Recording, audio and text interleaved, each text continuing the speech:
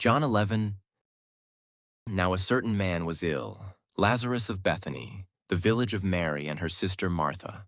It was Mary who anointed the Lord with ointment and wiped his feet with her hair, whose brother Lazarus was ill. So the sisters sent to him, saying, Lord, he whom you love is ill. But when Jesus heard it, he said, This illness does not lead to death. It is for the glory of God, so that the Son of God may be glorified through it. Now Jesus loved Martha and her sister and Lazarus. So when he heard that Lazarus was ill, he stayed 2 days longer in the place where he was. Then after this he said to the disciples, Let us go to Judea again. The disciples said to him, Rabbi, the Jews were just now seeking to stone you, and are you going there again? Jesus answered, Are there not 12 hours in the day? If anyone walks in the day, he does not stumble, because he sees the light of this world. But if anyone walks in the night, he stumbles, because the light is not in him. After saying these things, he said to them, Our friend Lazarus has fallen asleep, but I go to awaken him. The disciples said to him, Lord, if he has fallen asleep, he will recover. Now Jesus had spoken of his death, but they thought that he meant taking rest in sleep. Then Jesus told them plainly, Lazarus has died, and for your sake I am glad that I was not there, so that you may believe.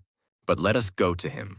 So Thomas, called the twin, said to his fellow disciples, Let us also go, that we may die with him. Now when Jesus came, he found that Lazarus had already been in the tomb 4 days. Bethany was near Jerusalem, about 2 miles off, and many of the Jews had come to Martha and Mary to console them concerning their brother. So when Martha heard that Jesus was coming, she went and met him, but Mary remained seated in the house. Martha said to Jesus, Lord, if you had been here, my brother would not have died. But even now I know that whatever you ask from God, God will give you.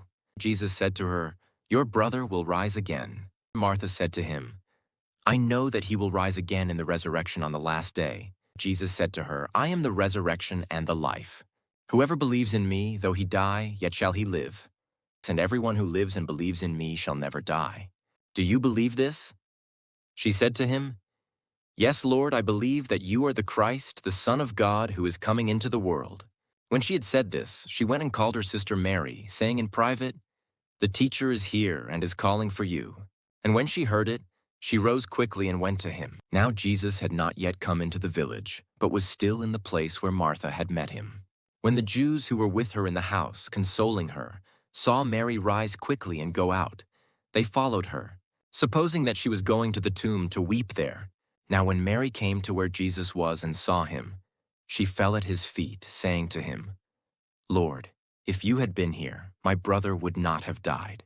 When Jesus saw her weeping, and the Jews who had come with her also weeping, he was deeply moved in his spirit and greatly troubled. And he said, Where have you laid him? They said to him, Lord, come and see. Jesus wept. So the Jews said, See how he loved him. But some of them said, Could not he who opened the eyes of the blind man also have kept this man from dying? Then Jesus, deeply moved again, came to the tomb. It was a cave, and a stone lay against it. Jesus said, Take away the stone. Martha, the sister of the dead man, said to him, Lord, by this time there will be an odor, for he has been dead 4 days. Jesus said to her, Did I not tell you that if you believed you would see the glory of God? So they took away the stone. And Jesus lifted up his eyes and said, Father, I thank you that you have heard me. I knew that you always hear me, but I said this on account of the people standing around, that they may believe that you sent me. When he had said these things, he cried out with a loud voice, Lazarus, come out. The man who had died came out, his hands and feet bound with linen strips, and his face wrapped with a cloth. Jesus said to them, Unbind him and let him go. Many of the Jews, therefore, who had come with Mary and had seen what he did, believed in him.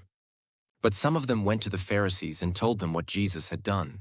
So the chief priests and the Pharisees gathered the council and said, What are we to do?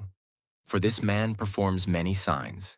If we let him go on like this, everyone will believe in him, and the Romans will come and take away both our place and our nation. But one of them, Caiaphas, who was high priest that year, said to them, You know nothing at all, nor do you understand that it is better for you that one man should die for the people, not that the whole nation should perish. He did not say this of his own accord, but being high priest that year. He prophesied that Jesus would die for the nation, and not for the nation only, but also to gather into one the children of God who are scattered abroad. So from that day on, they made plans to put him to death.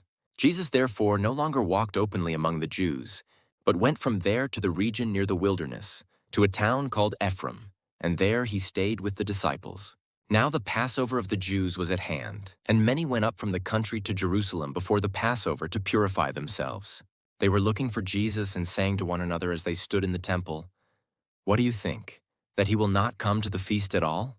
Now the chief priests and the Pharisees had given orders that if anyone knew where he was, he should let them know, so that they might arrest him. John 12. 6 days before the Passover, Jesus therefore came to Bethany, where Lazarus was, whom Jesus had raised from the dead.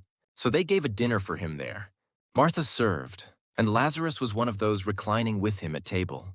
Mary therefore took a pound of expensive ointment made from pure nard, and anointed the feet of Jesus and wiped his feet with her hair. The house was filled with the fragrance of the perfume. But Judas Iscariot, one of his disciples, he who was about to betray him, said, "Why was this ointment not sold for 300 denarii and given to the poor?" He said this, not because he cared about the poor, but because he was a thief, and having charge of the money bag he used to help himself to what was put into it. Jesus said, "Leave her alone, so that she may keep it for the day of my burial. For the poor you always have with you, but you do not always have me." When the large crowd of the Jews learned that Jesus was there, they came, not only on account of him, but also to see Lazarus, whom he had raised from the dead. So the chief priests made plans to put Lazarus to death as well, because on account of him many of the Jews were going away and believing in Jesus. The next day, the large crowd that had come to the feast heard that Jesus was coming to Jerusalem. So they took branches of palm trees and went out to meet him, crying out, "Hosanna!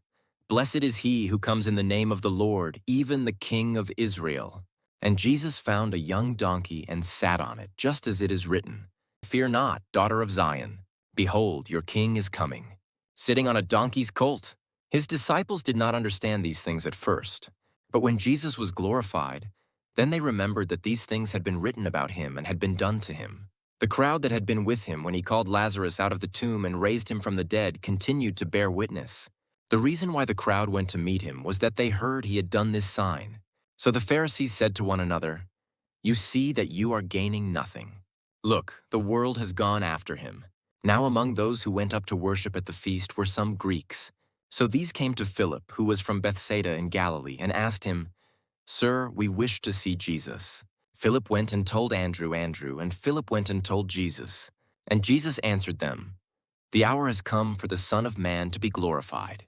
Truly, truly, I say to you, unless a grain of wheat falls into the earth and dies, it remains alone, but if it dies, it bears much fruit. Whoever loves his life loses it, and whoever hates his life in this world will keep it for eternal life.